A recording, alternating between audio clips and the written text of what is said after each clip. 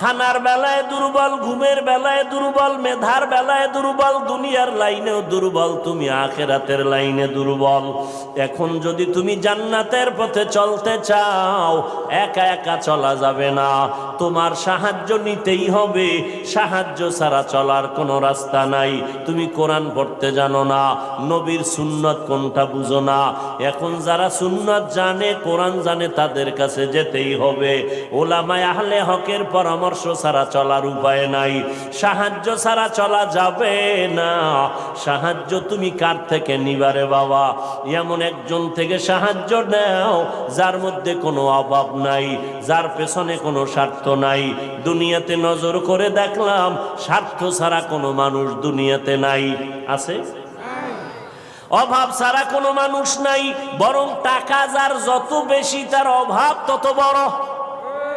যারা যত